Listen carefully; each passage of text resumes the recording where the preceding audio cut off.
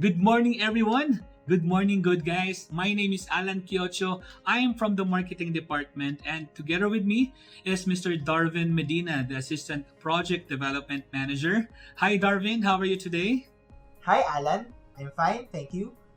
We have some exciting and joyful news for everyone. I really can't wait to share this to all our attendees this morning. That's correct, Darvin. SMDC is continuing its commitment to develop more projects within the Northern Manila area. We are very thrilled and excited to share with you our latest project, Joy Residences.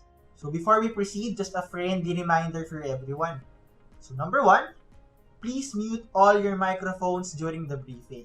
So this is to avoid any unnecessary noises and para tuloy-tuloy lang din tayo sa ating presentation.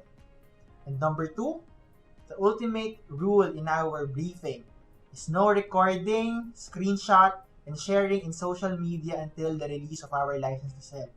Alam niyo naman, mahirap na. Pwedeng ma-delay yung project. And of course, ang pinaka-iningatan natin is baka ma-penalize pa si SMDC.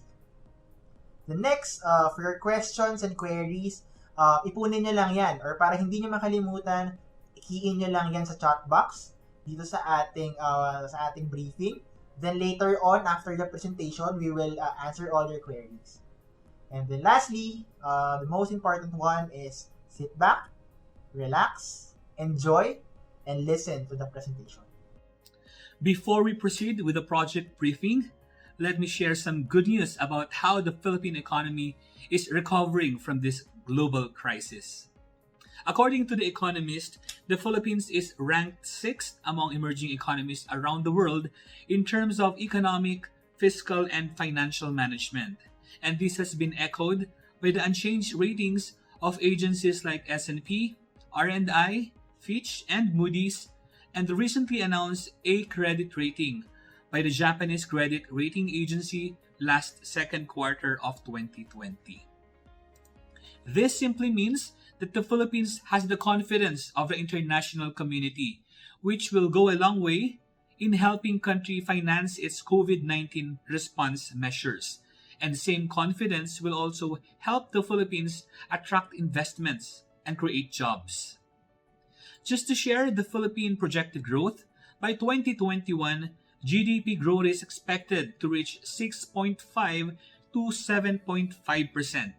The priority implementation of the Build infrastructure program and revitalization of the industry and service sectors are expected to lead the recovery.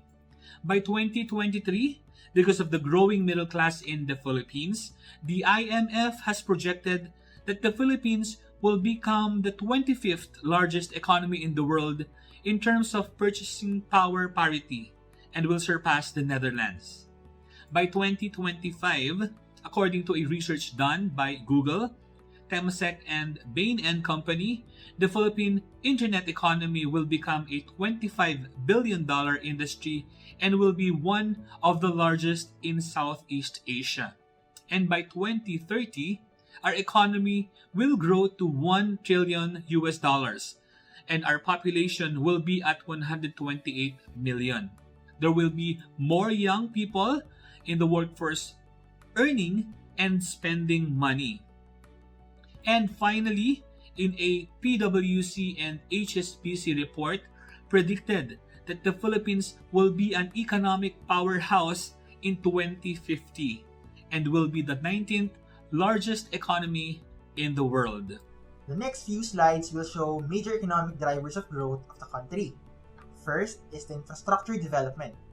The program lists 105 flagship high-impact projects that are envisioned to increase the productive capacity of the economy, create jobs, increase incomes, and strengthen the investment climate.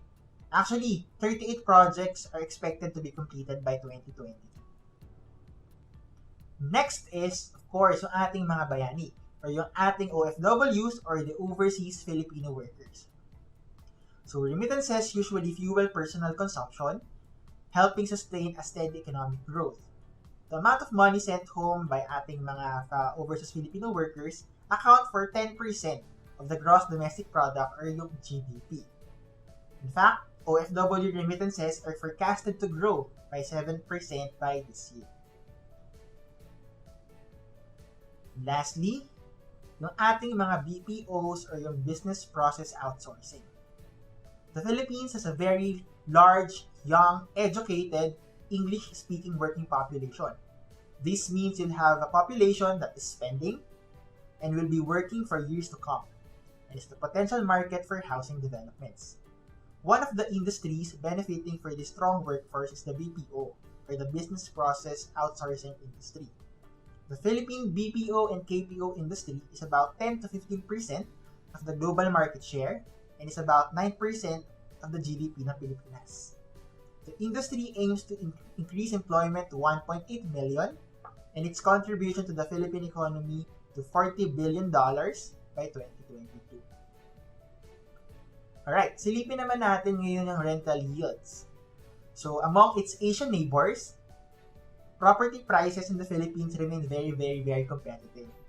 Rental yields in the Philippines remain attractive, and demand for condominiums is fueled by number 1, very competitive rental returns, number 2, growing middle class, and a significant number of foreign workers looking for living spaces na malapit sa kanilang mga workplaces. And number 3 is yung emergence of other cities leading to growing prosperity.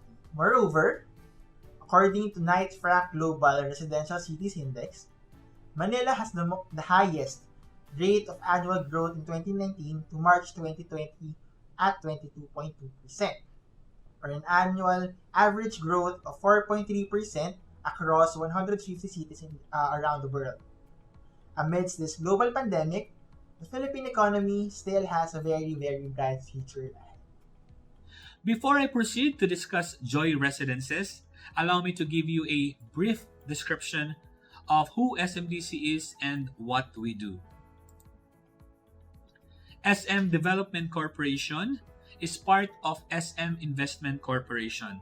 SMIC is the largest Philippine conglomerate and is the first company to breach the 1 trillion peso mark in market capitalization.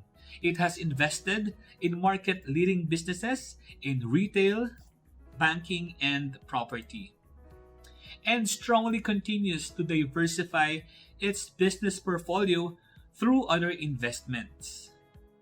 SM Retail is leading the Philippine retail industry in total sales and store count. BDO is the largest Philippine bank in total resources, while China Bank is ranked 6th, both with more than 2,000 branches all over the Philippines. SM Prime Holdings, which SMDC is a part of, is the largest real estate conglomerate in the Philippines and one of the largest in Southeast Asia. Its market capitalization is equivalent to the combined market capitalization of the 2nd to 5th real estate companies in the Philippines. All of this goes to show that leadership is in our DNA. One tangible and expansive example of our leadership in the industry is the Mall of Asia complex, a 60-hectare fully integrated community that is now called the 21st Century Bayside Lifestyle, Entertainment, and Business District. Although we are one of the youngest in the real estate industry, we pride ourselves with what we have accomplished so far. We have launched more than 51 projects, sold more than 160,000 units, and turned over more than 65,000 units to our happy home buyers here in the Philippines and abroad. Siyempre, paano ba natin lahat na-achieve ito? Of course, number 1, we are always guided by the vision of our chairman to improve the lives of every Filipino by providing them an opportunity to own a home and live in a community that is safe, in a home that they can be truly proud of.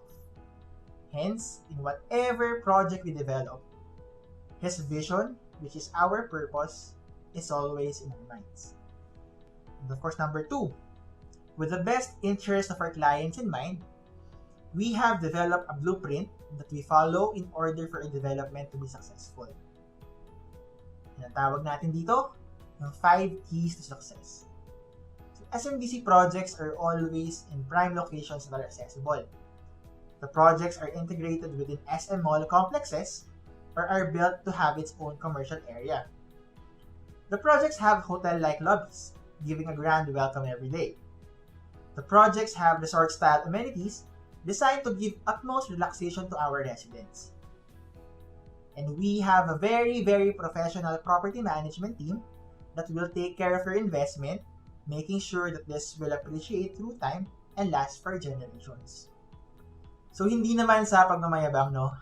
As a testament to our commitment of building world-class developments, SMDC received several accolades in 2020, given by prestigious award-giving bodies here in the Philippines and abroad. And this year, SMDC was honored with the Best Developer and Best Lifestyle Developer Awards by the Philippine Property Awards. And hindi lang yun. So we also bagged several awards then. Namely, Best Condo Architectural Design, Best Lifestyle Development, Best Condo Development in Luzon, Best Landscape Architectural Design, and Best Mid-End Condo Development in the Metro. We will take you through the land of the heroes, Bulacan. Right at the westernmost part of this historical province is the municipality of Baliwag. Welcome to Baliwag, Bulacan. Baliwag is one of the developing towns in the province, which is a haven of historical, ecological, and cultural heritages. It is the major commerce, transportation, entertainment, and educational center in the area. It is the melting pot of the past and the present, the old and the new, the countryside and the urban, as it embodies the modernity of living with history. The province prides on its rich history, as most of the significant moments in history happened in the province. Given the developments in the province, Baliwag has become a progressive and highly livable in the north, and located right within the pioneer commercial district of SM City Baliwag is SMDC's latest project, introducing Joy Residences. Just to share with you quick facts of Baliwag, Bulacan. Baliwag, Bulacan is known to be the buntalhat capital of the Philippines. It is a first-class urban municipality with a total of 149,954 population and a household of 28,700. Baliwag won numerous recognition over the years.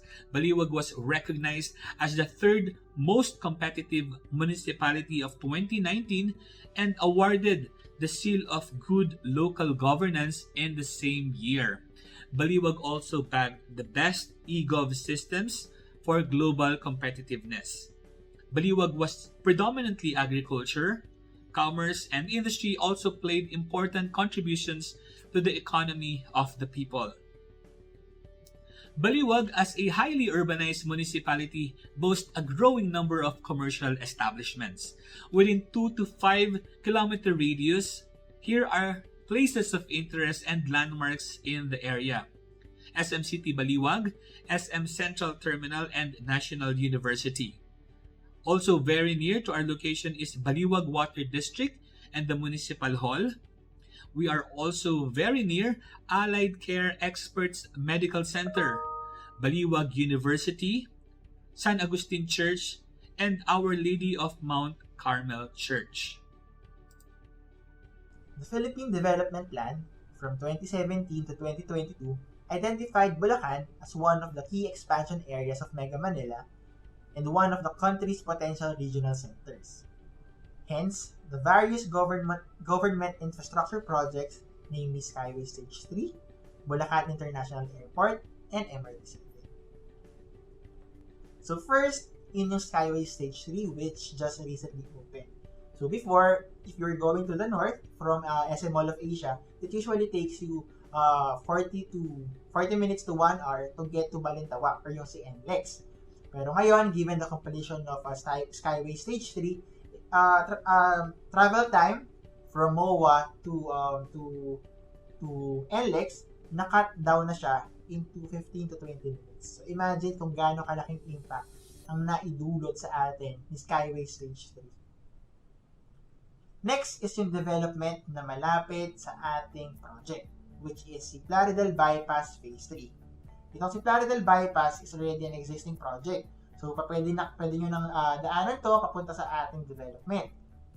Ang ginagawa ngayon nila is ina-expand nila to give more convenience and comfort sa mga commuters or yung mga drivers sa mga kotse na daraan dito sa Plaridel Balagtas Bypass Road. So if you take this route from the Balagtas exit, dire-diretso na yan. Dadaan lang kayo ng Baliwag Town proper, then palabas ng DRT Highway, then you'll reach our project. And this one is the Bulacan International Airport. The project involves the construction and operation and maintenance of a new modern airport in Bulacan with a design capacity of 200 million passengers per year, consisting of 4 runways and all aviation-related facilities. This is expected to be completed by 2025. And this slide is the MRT-7. This is a 22-kilometer mass transportation railway system. More to its strategic location and numerous government infrastructure projects, the town exudes with immeasurable charm, is enriched by competent human resource, and has cemented its position as a business-friendly, business-ready, and business-competitive town. Baliwag's population actually doubles during daytime due to influx of workers and students coming from nearby municipality and provinces. The future looks bright for this small municipality, yet a fast-emerging economic hub in Bulacan. Without further ado, we are very proud to present our newest development, introducing SMDC Joy Residences. This exclusive community offers much convenience, being your home beside the mall, a transport terminal, and a newly launched university, NU Baliwag. Within this integrated lifestyle district is SM City Baliwag, the largest shopping mall in Baliwag, Bulacan, and right in front of SM Mall is the SM Baliwag Central Terminal, with routes to nearby cities including Pampanga, Cabanatuan, and Metro Manila. Within the complex is the newly launched National University. They offer courses like accountancy, civil engineering, computer engineering, tourism management, psychology, business administration major in marketing management, business administration major in financial management, hospitality management, information technology, and Bachelor of Science in Architecture. National University also offers senior high school programs with a science, technology, engineering, and mathematics strand, as well as accountancy, business and management strand, and humanities and social sciences strand. The joy of a new life. This is Joy Residences, set in a 5-hectare prime real estate within SM City Baliwag Lifestyle District. Joy Residences is an investment that will have you jumping for joy, as it offers a suburban garden community that promises an upgraded lifestyle of comfort and convenience, with endless shopping, dining, entertainment, and educational options. Joy Residences is the safest and newest trend of modern living in Baliwag, Bulacan. To discuss more about this very exciting development, let me turn you over to Darwin Medina. Darwin, take it away. Alright, for the site development plan, we are composed of 15 residential buildings which will be divided into 2 phases. So for the first phase, we will be launching initially 8 buildings. Then for the next phase, or phase 2, we'll be having 7 buildings. So for the first phase, we have building A, F, G, H, I, J, K, and then to building L. So as you can see sa ating site development plan, we are very, very proximate sa SM City Baliwag. Kaya nga, kinoconsider natin na we are inside the SM City Baliwag Lifestyle Complex. So So, in fact, we will be having an access papunta diretso kay SMCT. Then, yung mga parking slots natin dito, nasa perimeter lang din. Yan, kung titingnan natin mabuti yung ating site development. Alright, for other project details, so the project is nestled on a 5.3 hectare na property with, as mentioned previously, 15 buildings in total, divided into 2 phases, 8 buildings and 7 buildings. Total of residential floors na 4 lang. So, pare-pareho, pantay-pantay lahat ng mga buildings natin with 4 residential floors each. Average units per floor, we have 46 units. Then, total number of units, 2,823. For phase 1, we have 1,458 units. And for phase 2, we have 1,365 units. So, to give you an idea kung ano lang yung magiging look ng ating mga amenities, I will be showing renders or mga pictures ng ating mga amenities. So, first would be, is like the aerial shot, focusing sa ating buildings and sa ating amenity area. So, as you can see, meron tayong kiddie pools, lap pool, pavilion, and yung children's playground. Next would be our basketball court, covered basketball court, which is part ng ating phase 1. The next would be yung ating linear park, yung mga in-between buildings natin. The next is our central linear park. So makikita rin nyo dito yung ating gazebo. Then yung lap pool. And of course, yung ating central lobby na nasa building. Alright, for the breakdown of our units for phase 1, para sa first 8 buildings na to, sila building A, we have 140 units. For buildings F and L, we have 184 units each. For buildings G and J, we have 200 units each. Building H, we have 199 units. For building I, 168 units. Then for building K, we have 183 units. For the breakdown naman ng mga unit offerings, so generally, ang pinakamadaming units na in-offer ng project are 1-bedroom units. So, meron tayong 1,391 units for that. For studio, we have 55 units, and for studio N, we have 12 units. For the parking, sa buong development na nakakalat lang sa perimeter, we have 476 parking slots in total. Pero for phase 1, ang uunahin muna natin, 246 slots. Then, project completion date is July 2024 for all phase 1 buildings. For the building chart, we have 4 floors. Lahat ng buildings natin, pantay-pantay sila. So, sa ating marketing collateral, sa ating marketing floor plan, we have ground, second, third, and fifth floor. Wala tayong fourth floor. So, all of these buildings are dedicated for residential use. So, except for building A, na hinahouse ni building A ang ating admin area and yung ating central lobby. So, skim na lang natin to mga building details. So, for building A, we have 140 units. Ino-offer natin 1 BR, studio, and unit in studio. So, yung 1 BR natin, nag-range siya from 24.41 square meters up to 25.96 square meters. For studio end naman, we have 23.51 square meters na ito. Ito yung mga studio units na nasa dulo ng mga buildings natin. And lastly, yung studio unit, 17.63 square meters to 18.21 square meters. So basically, pare-pareho lang naman yung configuration ng mga buildings natin. Ang nagbabago lang is yung length nila. So yung configuration, yung floor plan, yung layout, halos pare-pareho lang talaga sila. So pasadahan na lang din natin yung ibang mga buildings. So for building F, we have a total of 184 units. So present yung 1 BR studio and studio units. And for building G, pareho lang din. For building H, ang i-offer natin, 199 units na 1 bedroom and studio end unit. For building I, present ulit yung tatlo na unit types. So we have 168 units in total. Building J, 200 units.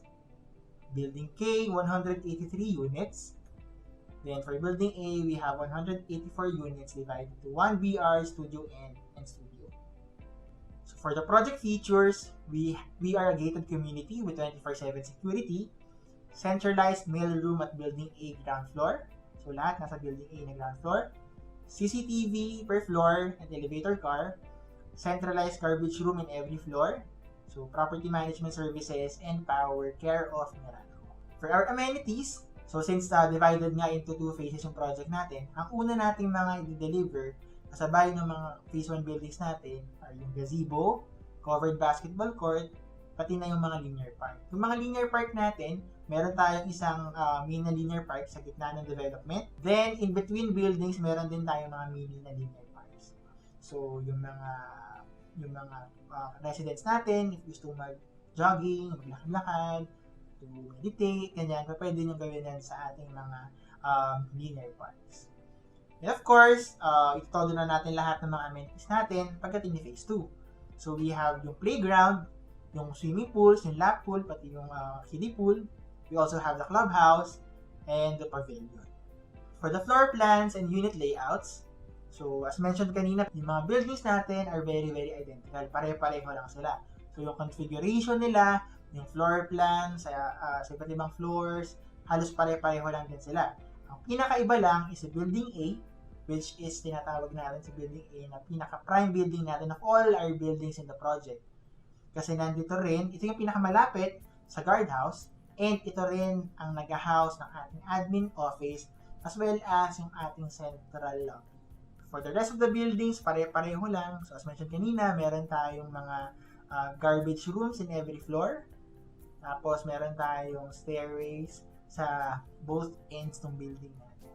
So pasadahan na lang natin for building F, then for building G, for building H, for building I, J, K, and L. So yung buildings J, K, and L, ito yung halos pinakamalalapit sa amenity area natin, sa phase 2 amenity areas natin. For the unit layouts, as mentioned, meron tayong ina-offer ng mga studio units. So yung mga studio units natin na 17 to 18 square meters na unit, kung mapapansin nyo, mas maliliit siya. Kasi itong mga studio layouts natin, ang gusto natin i-cater dito, since na-mention din kanina ni Alan, meron tayong National University within SMCT Baliwag Lifestyle Complex. So itong mga students or possibly yung mga professors, yung mga employees ni NU, maghahanap din talaga yan ng mga units kung saan sila pa pwedeng mag-reside. So, one good example dito yung mga studio units natin na fit para sa mga ating students. To give you an idea kung ano yung tsura niya, so meron tayong studio unit na 18.21 square meters din. Then yung studio end units natin na nasa dulo ng building. Then yung one bedroom natin, so pinakita lang natin dito na meron tayong iba't ibang types ng one bedroom units.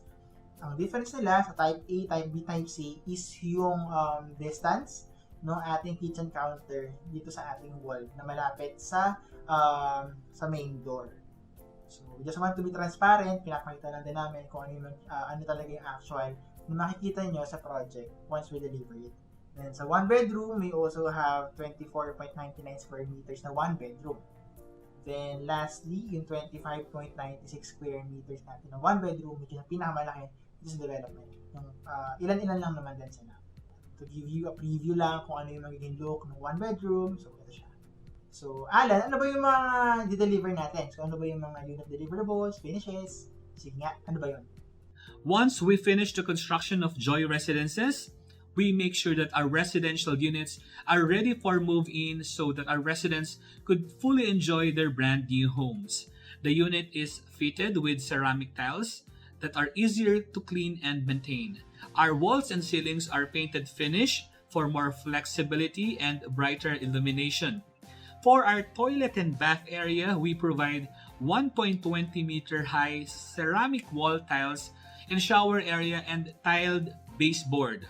We also provide complete toilet, including lavatory, water closet, soap and tissue holders, and shower fixtures. We also have a provision of tapping point for water heater in the shower area. We make sure that there are enough convenience outlets, switches, and circuit breakers in our residential units for a safer electrical consumptions. Our windows are fitted with aluminum casement frames, and these windows can withstand outdoor wind velocity in different weather conditions. And for the kitchen area, we provide polished tiles on concrete kitchen countertop, sink with faucet. For the main door, it is a laminated wood door, fire rated. For bedroom, it's laminated wood door, and toilet and bath, it's PVC door. At SMDC, our commitment to our homeowners does not end when we turn over the key. We enable our homeowners to realize the maximum return of investments on their property through SMDC's Prime Key leasing services. Very importantly, our professional property manager is on hand to provide a hassle-free and convenient services and ensures that investments appreciate through time and last for generations. So to give you an exact idea kung ano yung magiging look ng actual deliverable unit natin sa project, you can all visit yung ating showroom in SM City, Baliwag. Sa ground floor na siya. Near the SM store and near BDO. So you can all visit the showroom once ma-release yung ating license to sell para hindi na kayo nag-iisip talaga kung ano ba yung magiging look, ano ba talaga yung magiging look. So ito, bibigay natin kung ano yung actual na look sa project natin. So ito na, yung inaabangan natin mga sellers na launch price and pay terms. Magkano ba? And ano kaya yung mga ino-offer ng mga payment terms ni Joy Residences. For the residential units, for the 1BR, ang average selling price natin is 3.04 million. For studio end units naman, we have 2.9 million. And yung studio end unit natin, around 2.4 million. For the parking slots, yung mga open parking slots, 750,000 yung ating presyo doon. And meron tayong selected or ilan-ilan na mga parallel parking. So that's 700,000 for parallel parking. For the payment terms, for residential units, yung typical na ino-offer natin na payment terms. So first, yung spot cash. If magbayad si client ng 100% within 30 days, meron siyang 10% discount on TLP. And then if ang pipili naman is deferred cash or 100% payable in 39 months, meron siyang 2% discount on TLP. For the spot DP terms, so meron tayong 10% spot with 2% discount on TLP, and yung remaining 90% balance spread niya into 39 months. Then 20% spot naman with 4% discount on TLP, 80% balance in 39 months. Then 50% spot, 5% discount on TLP, and yung remaining 50% balance spread in 39 months. And yung pinaka-stretch na pay terms natin dito, yung mga spread DP, we have 15% in 39 months, balance through cash or bank. Then 20% in 39 months, 80% through cash or bank. Then yung mga easy payment scheme natin, 10% spot with 0.5% discount on TLP, as yung 10% spread mo in 38 months, and yung 80% balance, pwede mo siya through cash or bank. Then lastly, yung 20% spot with 1% discount on TLP, 10% in 38 months, and 70% through cash or bank. So yung mga parking terms natin, very similar lang. It's just that spot cash natin na payment term for parking. Ang difference lang is meron tayong discount na 4% compared sa 10% kanina for residential units.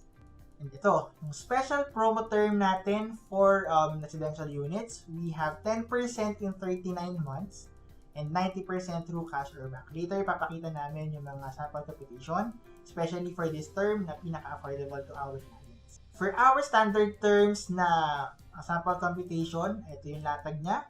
So, RF of 15,000, VAT of 12%, and OC of 6.5%.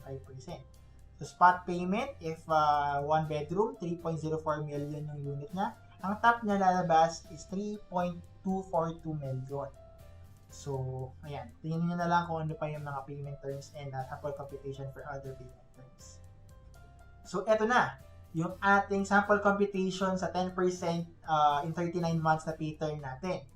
So, kung makikita natin, in just less than 9,000 every month, makakabili ka na ng unit sa Joy Residences. So to be exact, 8,852 pesos and 31 centavos.